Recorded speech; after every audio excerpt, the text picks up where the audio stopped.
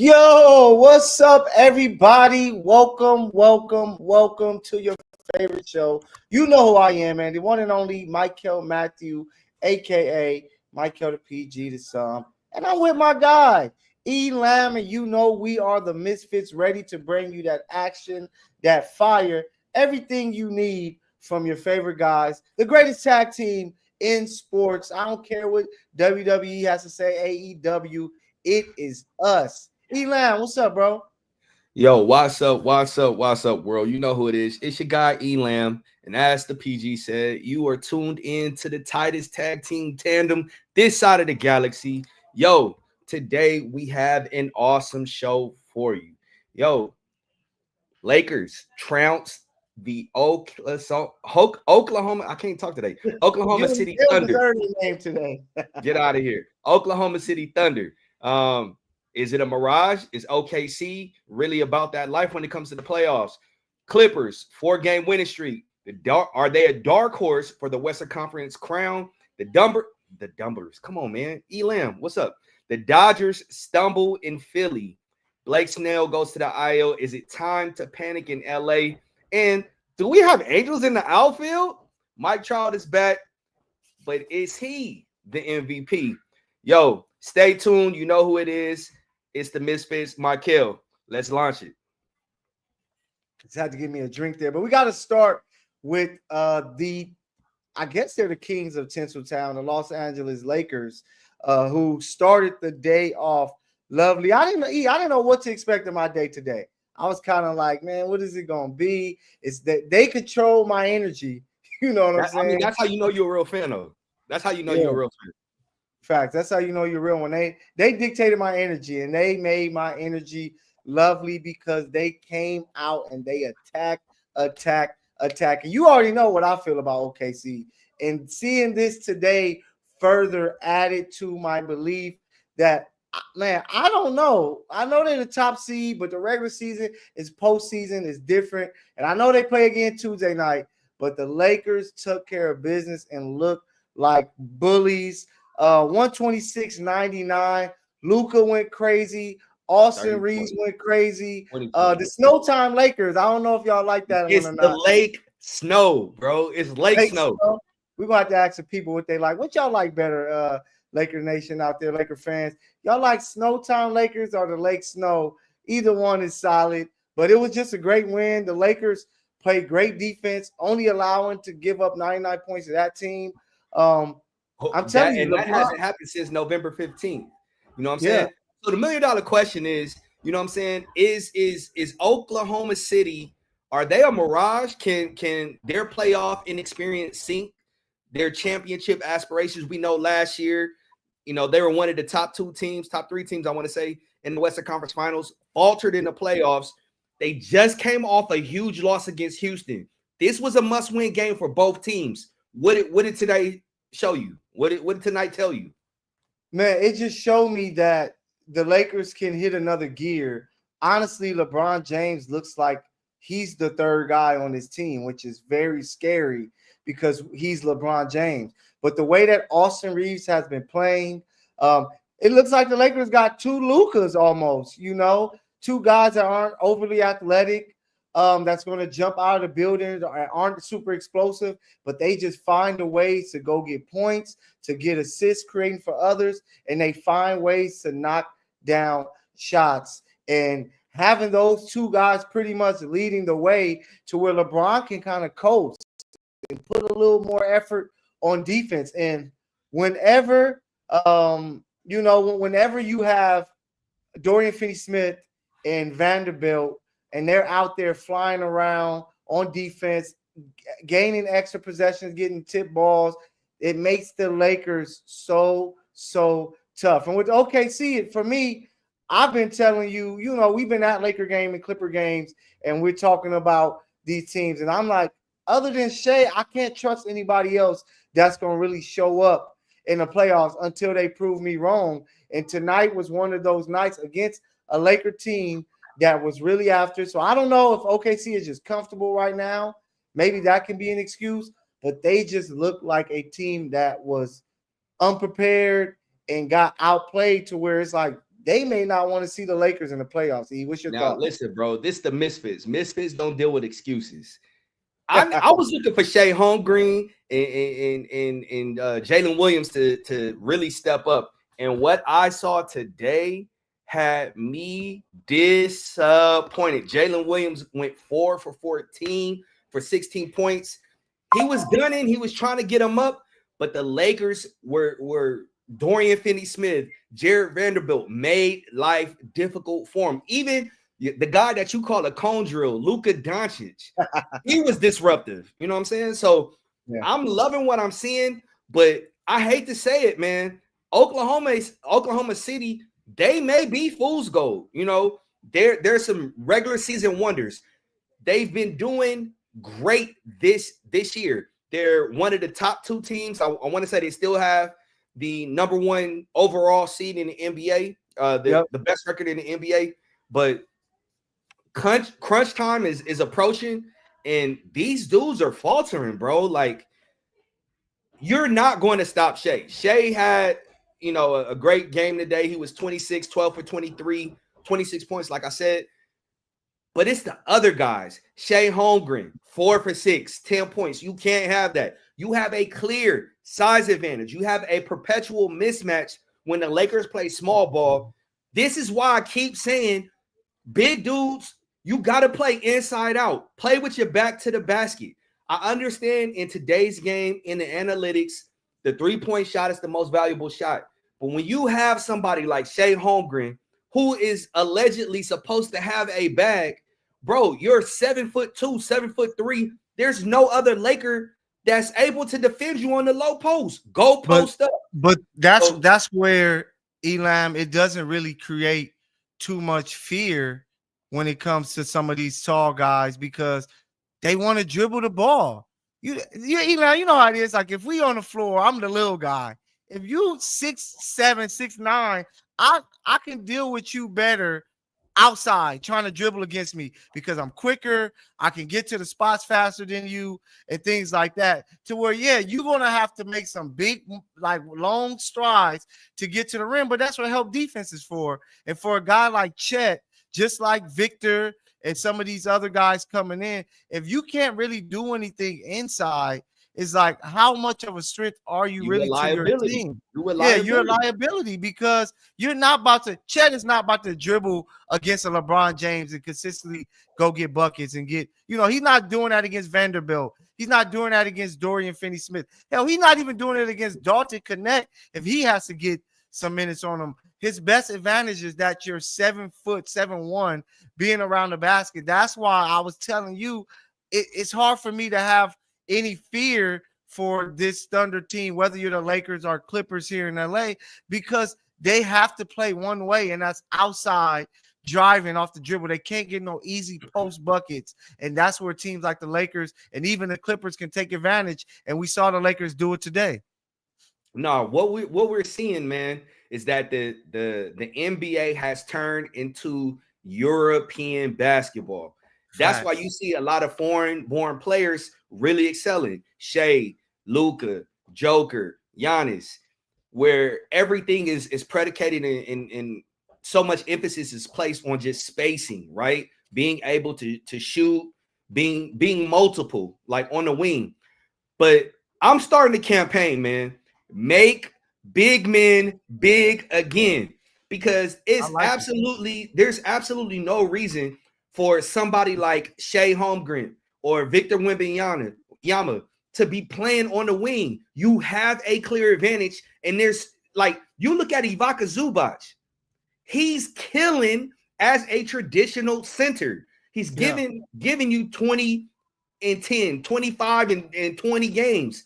With his back to the basket, he's posting up, sky hook, sweeping jump hook, left hand, right hand. Like, there's easy buckets for you to get. And in addition to that, you put the other team in foul trouble. If you're able to amass, a collection, a litany of different fouls, like, you're helping your team out. So let's make big men big again.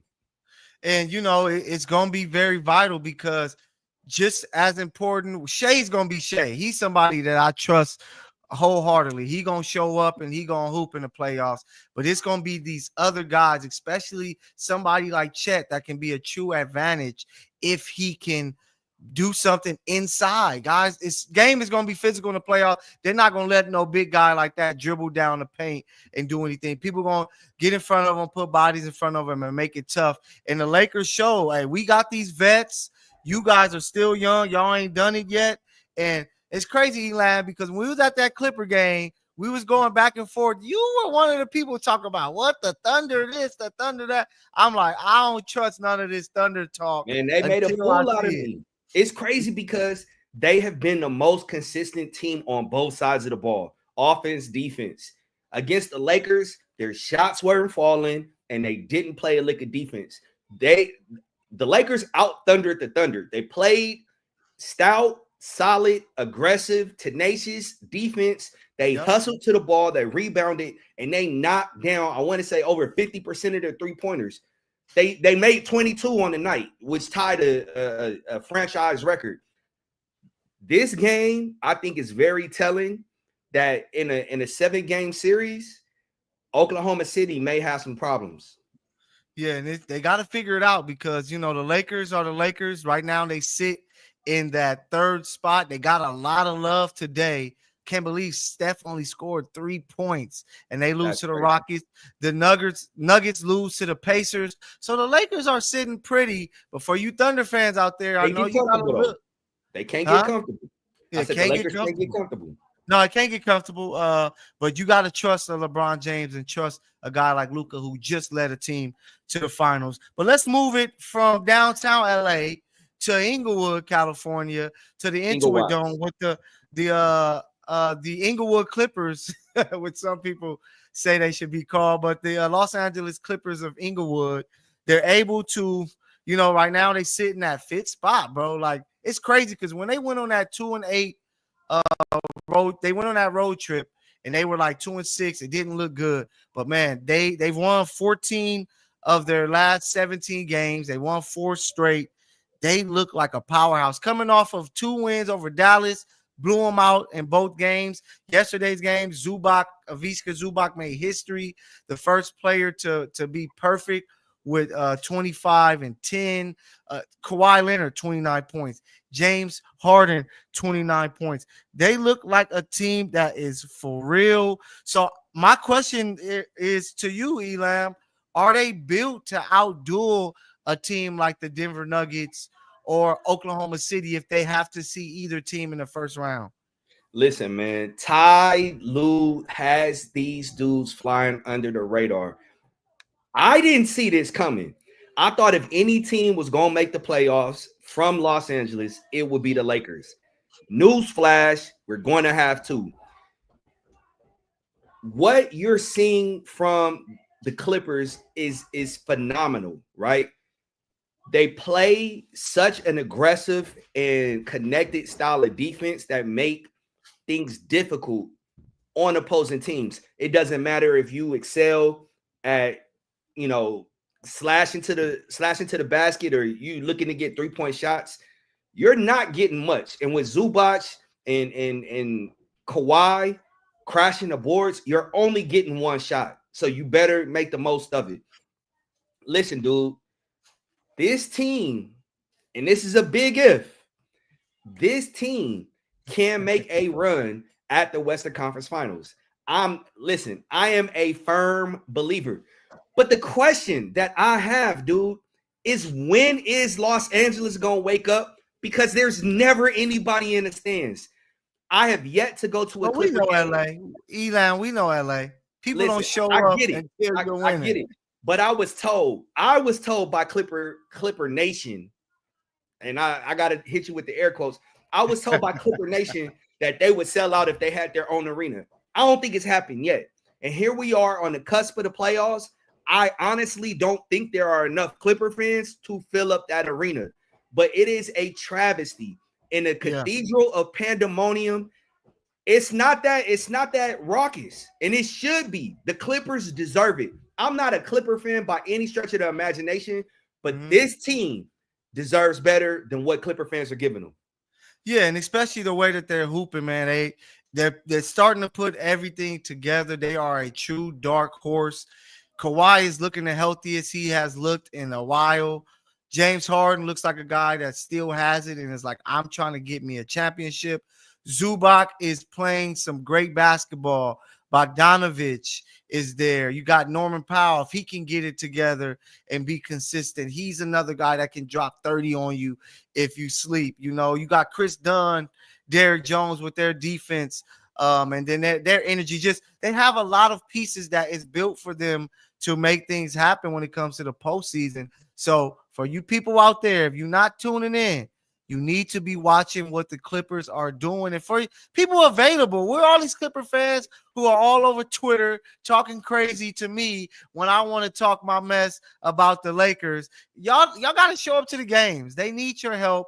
They need your support. And this is possibly a team that could be a Final Four team. So we're going to see if the playoff changes all of that. If people are like, all right, it's serious now, let me be there. But they are a team that is looking quite dangerous. And speaking of a team that's looking quite dangerous, Elam, I'm so excited to say this. Let's move from the hardwood to the baseball diamond, baby, where them wings are flapping like crazy when it comes to the Los Angeles Angels of Anaheim.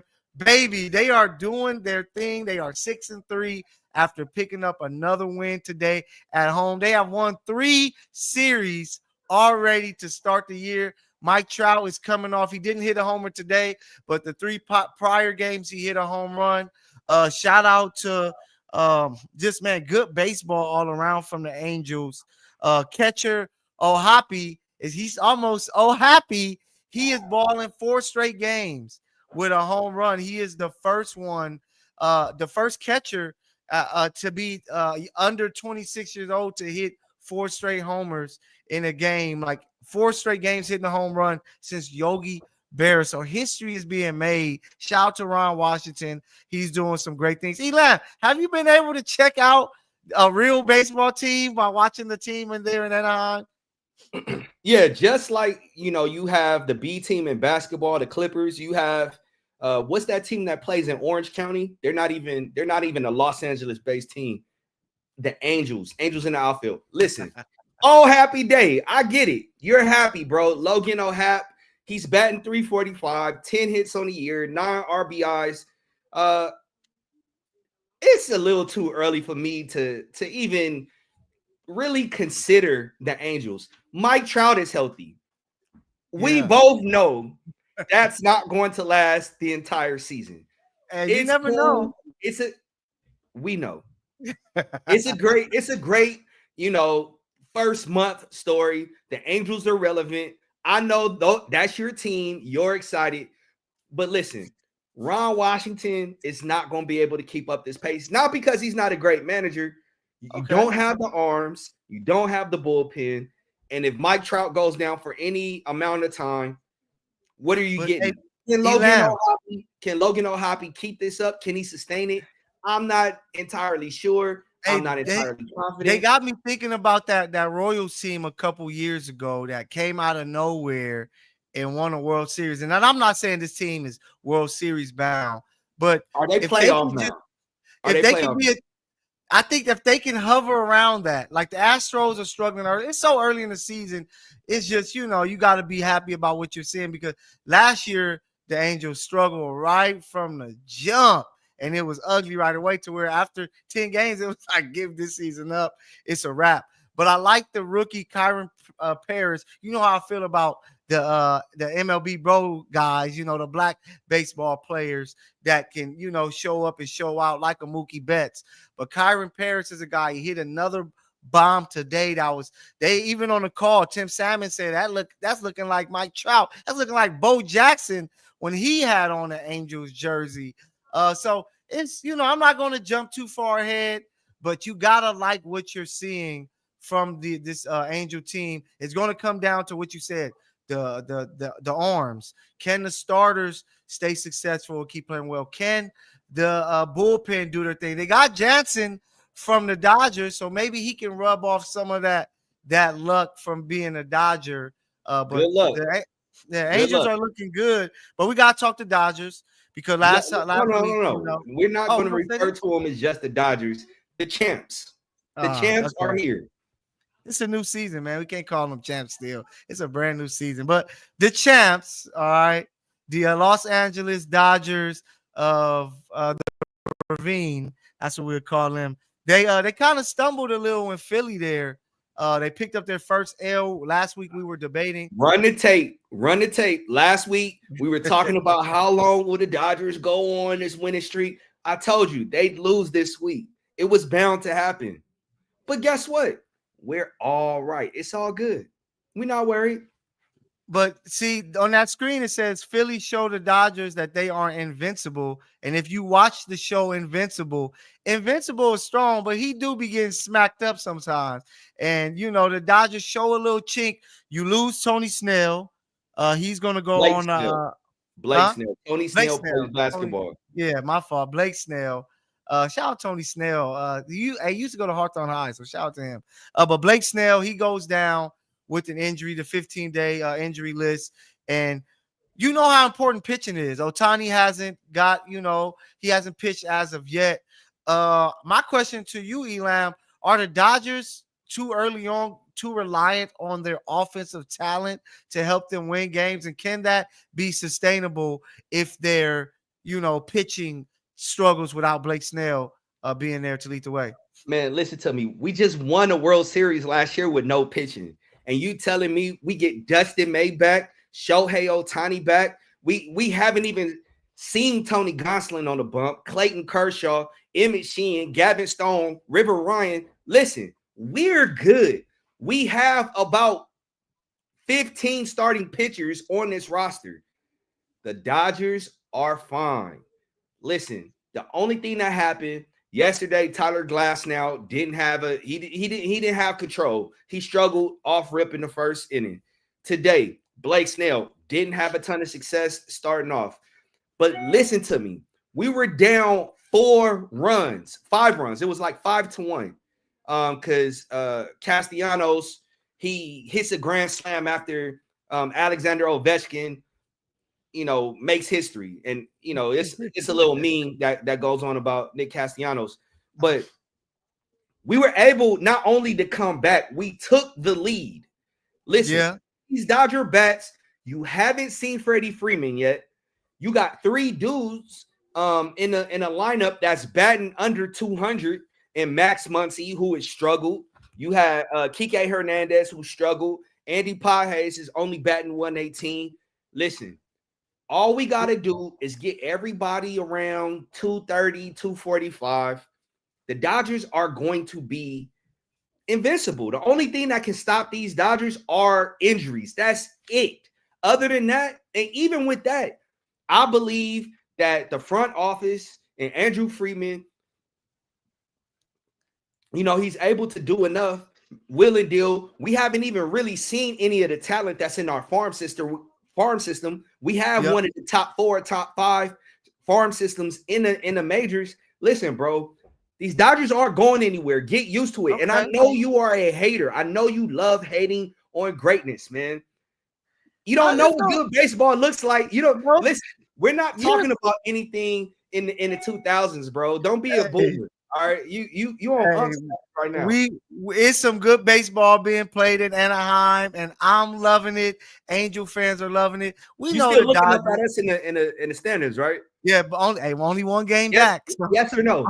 You still looking one game back. Okay, we looking down at y'all. We gonna see next week what this conversation gonna be like. But I'm excited both ways, seeing what the Angels are doing, seeing what the Dodgers are doing, because I'm waiting. I'm hoping in my lifetime I can see a freeway series in the World Series, so I can be talking all the smack. Angels won't get there. Dodgers can make it happen, but the Angels won't.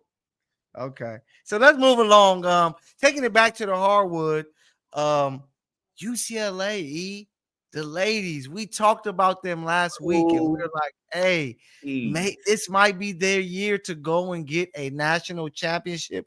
Juju goes down. This is their opportunity, and they just looked like they weren't prepared.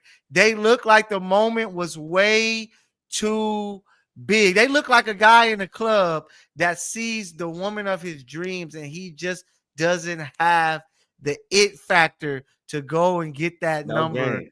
And, he don't have the game to make it happen, but they lose 85-51. It was a blowout from the jump. What were we at, the Clippers game? What were we watching that from? Yeah, Clippers game? we were at the Laker game. Lakers. Okay, yeah. So we're at the Laker game. We're watching it. We're sitting in the Chick Hearn press room, getting ready for this Laker game. Like, let's see if UCLA can get LA going with a little love. And it was bell to what, Elam. And I'm like, I don't know what to like. I kind of felt some type of way coming in, because I was like, hey, I know they got Lauren Betts, but what if you take her away? What does it look like? Because Lauren Jones hasn't been playing lights out. Kiki Rice hadn't been playing lights out. And then the others, they feed off of Lauren getting doubled and things like that. And we saw what it looks like when you make it tough on Lauren Betts. And nobody else stepped up, and they laid it the smack down it on them. And we're gonna talk more about UConn. But what did you see, E? Because watching that, it made me feel like maybe, just maybe, UCLA women are cursed and they're never going to figure this out. Even if they have Lauren Betts back next year, which most likely she's going to be, they just look like the moment would never be big enough for the big moment. Now, listen, all the Bruins need is one player that can create, because Kiki Rice disappeared, Gabby Jaquez disappeared, London Jones nowhere to be found. If the Bruins had, and I'm not even gonna say a Juju, but if they had like a Hannah Hidalgo type, just somebody that can consistently go get their bucket, that is going to open things up for Lauren Betts, the Bruins could win. They're like, all they need is one more piece, a dynamic wing or a dynamic ball handler, a Chelsea Gray type. Listen, man, all year, the secret was not even a secret. The story was, stop Lauren Betts, you stop the Bruins. UConn actually did it. Every time they, tried to throw an entry pass, they were tipping it, they were stealing it, they were making life difficult for Lauren Betts. And none of her teammates showed up. Despite Lauren, I want to say she had like a 20-10 game, there was nobody else that even got into double figures. Hey, shout out to producer Ben, because he right. You was gassing him last week. I'm like, what happened? Listen, I'm so disappointed because, listen, I said, this is what I said. I said, I thought the national championship was going to hinge upon USC versus UCLA in the Final Four. Juju goes down. I knew UConn was going to get it. I thought Coach Corey Close was going to have, a game plan for what Gino did. Like, it wasn't a secret. They were going to double Lauren Betts, but there was nothing there. There was nothing. There was nothing. There was nothing. And I was so frustrated. And I remember we're watching it, and I got up and left in the first quarter. I was like, this game is over. I knew it in the first quarter. At the first time out, I was like, UCLA is not coming back. Yeah, and it just looked bad, and it didn't, it didn't stop, man. And like you said they need a Hannah. Hannah's an All-American. What All-American is coming in there next year? Because when you have a talent like Lauren Betts, you want to try to make sure you get a national championship. That's why it was so important for UConn to do what they did. We're going to talk about that more in a minute. But when you have a special type of talent, that's why the pressure is on USC, because Juju going to miss a lot of time, but you got to get at least one when you have a Juju or Lauren Betts on your roster. So for them to not only show up to the Final Four, but damn it, to not even show up, it feel like, because of their performance, it's like, man, like, how do you drop the ball this big in this type of situation when you might not be back in the Final Four, because teams are going to retool to be better next year with so many players coming back or even transfer. You got like Olivia Miles who's transferring to another spot. You got to see what Johnson is doing over there at LSU. Like, it's teams that are going to get better and be ready to go. And I know UCLA got some recruits coming in, but they're going to be young. And it comes down to having that wing player, like you're saying, to make it happen. So I'm just feeling like they cursed. They about to miss out on an opportunity to win the championship because I just don't see it happening with Lauren Betts if you don't have that lead guard that can go get buckets, because you could take away a big through doubles if people ain't making nothing happen. But if a guard gets it going, it makes it real, real tough for you to stop them. Listen, I know Flage isn't going to leave, but if Flage were to leave and she came to UCLA, UCLA will win a national championship. But if there's one person who's already hopped in the portal and somehow, some way, UCLA has to go get her, and that's Olivia Miles, man. She is a dynamic ball handler. She can create. She can do all the things that UCLA needs. And if you pair Kiki with Olivia, I like that. I like that. But something's got to happen without some ancillary pieces, without some shot creators, floor spacers. UCLA is not. They're not going to win. And this is the thing, dude. Gino Ariema in the UConn program had like a 4-year run where they weren't looking good at all. No, they just embarrassed Dawn Staley.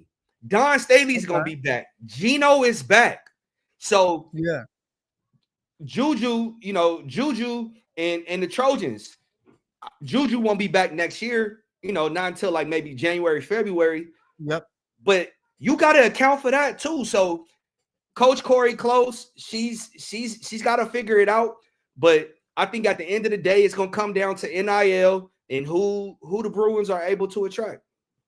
Hey, just like, you know what I mean? We come from the city. You go to the liquor store and you got that, that alcoholic sitting in the front and he trying to give you game on stuff and say, hey, if you do this going to help you win. These are the lottery numbers that's going to help you win. I do not believe in any of it. Just like with the Bruins, man, this opportunity, they floundered it so bad that I'm just like, man, UCLA, they're not going to win with Lauren Betts. I know she's back next year. I just don't believe it. So, hey, it is what it is. But you got to believe in. Let me ask you this question. Okay. Where does this national championship put Paige Beckers in the pantheon of UConn greats? So I'm happy that we can, move on to that. Because women's basketball, the tournament was crazy, just as big names as the guys side. But when it comes to Paige Beckers, so many greats when it comes to UConn, man. You got Rebecca Lobo, you got Diana Taurasi, you got Sue Bird, you got Maya Moore. She's in that top 5. Like, those are the 5 names. Lobo was the start of it all, so she gets her respect. Diana Taurasi could possibly be the GOAT of this whole thing, along with Maya Moore. She's in that conversation with it as well. And then you have Sue Bird, who is, truly an amazing player who's just got into the Hall of Fame this year. So it's Paige Beckers, man. She's in that top 5, and it's tough because there's other names that she jumped. But remember, she was Caitlin Clark before Caitlin. When she came out as a freshman, she was the step backs, the handles. You saw all of that from her. She was what we were all talking about. I remember she had her great speech there at the ESPYs because she was the big name. She had the ACL tear. It took her a little time to climb back, and that's when Clark was able to do her thing. Angel Reese was able to make their name. Then Juju came along. But Paige Beckers was Caitlin Clark before her, and she is showing you that she is for real. She's about to be the first overall pick to Dallas, and she's somebody whose name that, as long as she stays healthy, we're going to be talking about for years and years, and has a chance to be one of those GOAT conversation type players like she is for the University of UConn. But where do you place her when it comes to the UConn greats? I got her at number 5. Number 1 is Maya Moore. Maya Moore is the greatest UConn Husky of all time. Over Diana? Maya White Moore. Mamba? I'm saying it with my chest. Maya Moore is the best husky to ever grace, or who she's the best. Diana, I apologize to you. What? You're not taking Maya Moore over Diana Taurasi? Once being named her White Mamba, she's the goat. You forget Maya Moore was being compared to Michael Jordan until she abruptly retired. She left to go do some advocacy work. Maya Moore is the greatest woman player that I've seen with my eyes. Hey, I seen Diana score damn near 40 at 40. So, she's been doing Maya it for Moore a long didn't play till 40, and I'm pretty confident had she would have. But listen, that's neither here nor there. I got Paige Beckers at number 5. Okay. Paige could have gone down as the greatest husky of all time. She got sidelined by an ACL tear. I want to say she tore her ACL and then had another injury like the following year. This woman is good, bro. She is good. I see some Diana Taurasi in her game. I see a little Cynthia Cooper in her game. I see a little Steph in her game. I see a little Kyrie in her game. Like, she's the total package, man. And I don't think America really understands how great of a player Paige Beckers is. I'm glad that she was able to get a national championship, so she could be included in this conversation in terms of just overall great Huskies. But listen to me. She's going to be the rookie of the year next year in the WNBA. Paige Beckers she and Caitlin Clark are going to be the backcourt at the next Olympics. Okay, I like that. And Paige is amazing, man. I love her game. I love the things that she can do. She's one of those guards that can do everything. And she just needed one thing to add to her resume as a women's college player, and she did exactly that. They smacked up the Bruins, then they smack up. Whoa. We're not even talking about the Bruins, bro. We're talking about. I know, but you don't got to say all that. They defeated the Bruins. They defeated the Bruins, and they defeated the other USC, South Carolina. And they deserve that. So shout out to them. We're going to keep it in NCAA because some craziness went down. I knew Florida was going to be there. I told you. No, I knew Florida was going to be there. But, man, Duke. I said anybody but Duke. Anybody but Duke. They really fumbled. Like, I was watching it. I stepped out for a little bit, right? I couldn't believe, like, last thing I saw was they go up 67-61 when they make the free throw. I come back, I see them having to foul. I'm like, wait, what the hell just happened? So then I rewind back to see, and I'm like, oh my gosh. Missed free throw by Proctor, a couple turnovers. They allow a putback dunk, and then Cooper Flagg, who had an amazing game, showing everybody why he deserves to be the first pick and why his future is so bright. He couldn't come up with that basket. Man, it was the flattest shot. And the crazy thing is, the coach told him, take your time. Take your time. I'm in the media room, everybody's like corralling the TV, watching the game.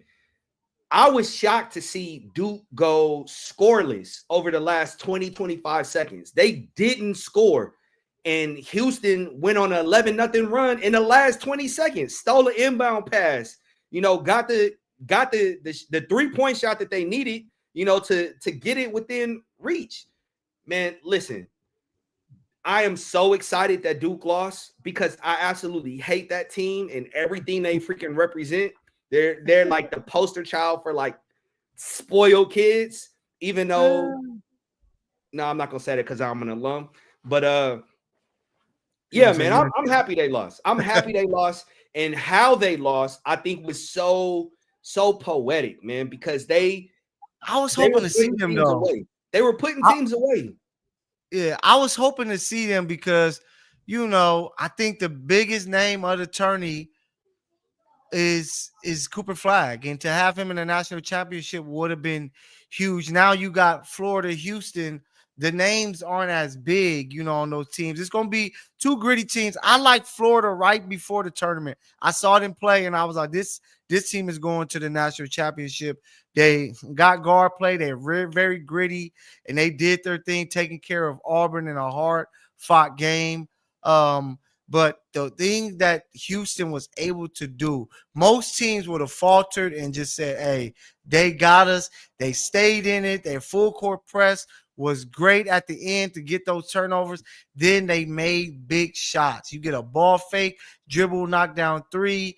You get the putback dunk. And then a guy made their free throws, even though it was a very controversial foul call. I was not a fan of that foul. Yeah, that wasn't a foul, man. That was bad. Sometimes you just gotta let them play, and to lose the game on that really sucks. But we know sports. It's more than just one play that lost you the game. Proctor has been balling this whole season. To miss the front end of a 1-1 really hurts. And Duke had every opportunity to win, but they come up short, and Houston made it happy. But shame on one of the security there. Olajuwon was trying to get on the court to celebrate with the Houston Cougars. They ain't even let him on the floor, man. What's up with that, man? What is going on? Did he have a credential? He is Dream. That's his credential. Hey, you're assuming that somebody knows who this dude is. I mean, I understand he's a 7-footer and he's an old head, but you can't just let a 7-footer on the court just because you think he plays basketball. Right when somebody said, hey, this is a Houston legend, Akeem Olajuwon, look him up on your phone right now. Go grab the assistant director or the athletic director and tell him to go grab him and bring him on.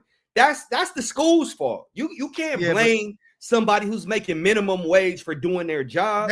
They weren't prepared. They thought Duke had them. They weren't prepared to win. They probably were telling people, hey, man, thank y'all for that's not the guy that's making minimum wages job. That's not his fault. He's doing his job. But, man, Houston did their thing. Florida took care of Auburn. They're going to play tomorrow in the national championship. Who you got, Elan? Florida or Houston bringing home the national title? I really think Florida is going to win. But because they've beaten my Bruins twice for a natty, I got to go with Houston.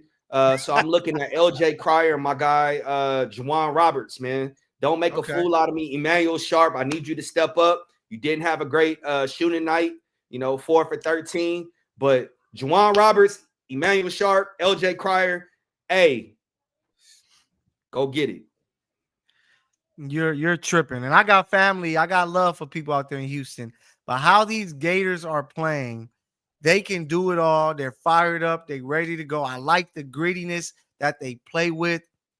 Houston, that shoe, I know it wasn't no Cinderella team this year, but they had a Cinderella moment against Duke. They shouldn't have won that game. Florida's going to be ready to go to take care of business. I got the Gators winning. What's that? 3 championships in the past? What, like 20 years? 20 years? Yeah. Which is Are they crazy. a blue blood?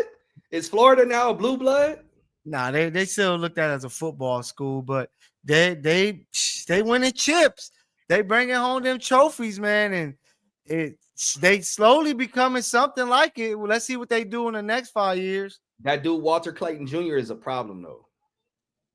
He is a problem for Florida. Yeah. That dude is a problem. I like his game. Yeah, Florida, man, I'm telling you, they just do a lot of good things. And Clayton Jr. leading the way. He looks like a pro. He looks like a pro, and that helps. 34 points in the Final Four. But he still got his moment. Got his moment to shine. Let's see what they can do. But Elam has Houston. I got Florida. We're going to see what happened. We're going to talk about it next week. Remember, we the Misfits. We here with you. We got you rolling. We thank you guys so much for tapping in with us. And we got some more, to keep it on the floor. What's going on with this NBA and Ja Morant beef, bro?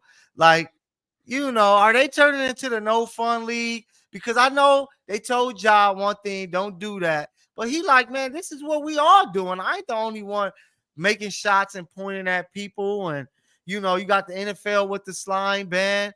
Like Ja losing 75K over. Now, if he really pull out, somebody made a video had me dying where he made a three. He really pulled that thing out on the floor. But man, he's just having fun. He's just hooping. I think they're doing a little too much. What's your thoughts? Man, I mean, last time that I checked, this was America. This is not North Korea. This is not China. This isn't Russia. Like, we got the freedom of speech, the freedom of expression. And even more than that, your Second Amendment right allows you to own a gun. And as long as Ja is a legally, owning gun owner, responsible gun owner, what's the issue? This is the crazy part to me, man. The NBA and NFL, they pick and choose the part of Black culture they want to magnify and highlight. I don't see nothing wrong with shooting. And I know, like, you and I have talked about this. You said, how is that any different than a bow and arrow? You know what I'm saying? Yeah. That's still capable of hurting somebody. And I was like, when you said that, I was like, that's pretty salient. That's A1. But the slime culture, you know what I'm saying? Like, if you know what slime is, then you know what slime is. But I love when people trash talk, man. It adds so much emotion to the game, man. And these players represent more than themselves. We're always asking players to be advocates for their community and represent their community. And when they bring aspects of their community, like, to fine them $75,000 for saying, like, I'm a shooter, that's crazy to me. That's ridiculous. And for the NFL to ban slime culture, like, come on, bro. I think this is trash.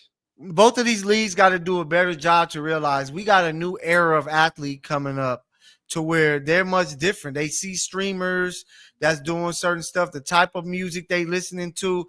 I think they got to do a better job of understanding their athlete. But it's crazy. They got to let them have fun. Hey, y'all got to make sure that y'all back next week, because next week going to be a lot of fun. We got some great debates that, we can't tackle today, but next week is going to be great. So we're going to talk about who's the leader of the next generation. Are there any must-see guys? So that's next week, but let's move it along, E. This week, the final Dreamville Fest, bro. J. Cole is actually performing probably at this minute. And he, you had Ludacris come out there, Lil Wayne and the Hot Boys. They made their reunion, the big timers. Ab Soul was there. Of course, Dreamville, the rest of the roster was there. Just how dope is that? And it was always something I wish we would have got from TDE, to be honest, from the West Coast, to where, like, y'all got Kendrick, y'all got these other big names. Like, I would have loved to see something like it. But what's your thoughts of the final Dreamville Fest? Wish I was there to partake, man. This is, a legendary lineup. People are going to remember, like, being there 10, 15, 20 years from now. You're not going to see another label put forward something like this. I think the cultural impact that Dreamville has had, man, I think it's been underrepresented, underreported, man. But I'm sad to see it go. Yeah, and it's just a tough thing for it to leave. It was dope. You had he did Too Deep for the intro, and Erykah Badu was on stage with him, and he says that they're going to try to do a newer form of it. So we're going to see, we're going to follow along as J. Cole, and he gave us a legendary moment last year when he apologized to K-Dot after a diss record, which is crazy. But we got, June 22nd, Wu-Tang is coming. It's going to be interesting to see, what it's going to be like, especially because for a lot of these older rappers now, the older and older they get, the crowd becomes different when it comes to the youth. Is this just a crash grab, or are we going to see more Wu-Tang? Man, listen to me. Wu-Tang is going to bring the ruckus. You know why? Because Wu-Tang is forever. Wu-Tang is legendary. And I keep trying to get you to understand, I don't think you realize or remember just the cultural impact that Wu-Tang had around the globe. Listen, this is guaranteed to sell out. It's going to be people from all walks of life, all parts of the globe converging on this tour. I'm going to be there. I don't care if I got to Okay. sneak in. I don't care if I got to. And The the crazy Misfits thing gonna is, be in the building I saw RZA when he was walking out on Friday on the night. You Laker know what I'm game. saying? Yeah. I should have said something to him. But Get me shout in out to the there. ruler zigzag zig. But I'm hyped, man. I'm gonna be there. I'm Okay. going to be there. I gotta Wu-Tang. try to find a way to get up in there. And then the last thing we gotta talk about. Last week we talked a little about Kanye and have we ever seen a downfall like this? Is there any way, Elam, for any type of redemption for Kanye? Like he got Vultures 2, it's coming. Can that save his career, or should we just wash our hands with Kanye and just say let him go? Because for me on my end, and I'm telling you, huge Kanye fan from he made me believe, even for myself, I'll be spitting the little bars a little bit. It was like, okay, I Now can you do this more than a little too. bit. You got some bars. Yeah. Oh, I appreciate that. I might have to drop a little misfit mixtape for y'all. But just Kanye, he just was like, man, you could be just a regular dude from one of these cities and do your thing. And I love, college dropout, late registration, graduation is my favorite Kanye album. And to see that guy go from that to where he is now, doing what he's doing, hating on Drake when at the time he was hating on Kendrick now for no reason, and this whole swastika thing and just the stuff that he said, which some of it might be some truth behind it, but you got to know how to play the game when you're a part of it. I think that Kanye is over and done, that we should wash our hands with him, and I don't think there's anything that can save him from all of this nonsense. What's you got the final say on this, man? Man, listen to me. It's crazy because I'm not done with Kanye yet. I'm not. Mm. And the reason being is it's crazy on how when we reflect on 5-10 years, after he says or does something, it's like, dang, Kanye was right. I think Kanye is bringing more attention to how Black culture is exploited, how Black death is Agreed. celebrated, right? And you kind of I think the palatable thing would to not wear a Ku Klux Klan regalia, not to wear a swastika, but when you sit and listen to him on why he's doing it, it kind of, I'm like, I didn't see it that way.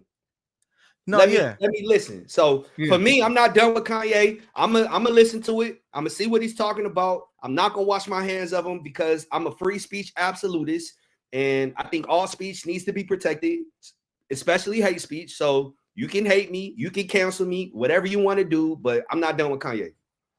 And I'm real big on open, having your free speech and things like that. I just think that some stuff you just got to know how to do it in different ways. And then for me too, the music just hasn't been hitting the same like the old Kanye and things like that. Really, honestly, for me, since Life of Pablo, I kind of just been like, whatever. I like Donda a little bit, but it was just like whatever, to where now I can, I'm not really even checking when Kanye drops anything. Bro showed up with a black KKK outfit on, and he did an interview with academics who I just feel a certain way about him. I think bro is just fully a clown. That is another guy that uses a lot of trauma when it comes to the black community to enhance himself. So I'm just not a fan of some of his moves, but maybe if he drops something that's so legendary, I might tap back in. But as of now, I am not checking for anything Kanye. Man, but it don't matter. We are the Misfits. Yo, find a way to stand out, don't fit in, whether Damu, Keyway, or Rule. We represent LA, and LA, we love you. Until next week, that's Mykell the PG. I'm your guy, Elam. Peace. Hey, be back with us next week. Follow us on Instagram, the Misfits. Make sure that you guys follow me, myself, Mykell the PG, Elam Squared. Check us out, man. Subscribe. Tell people to subscribe to the page. This is just the beginning. And we be out there. We be outside. Come talk to us at a Laker game, Clipper game. We're going to probably be at some baseball joints when football gets rolling around. Come holler at us. It's all love. Like he said, we represent LA, and we can't wait to be back with you next week because it's going to be another great show. We out of here, man. Catch y'all next week.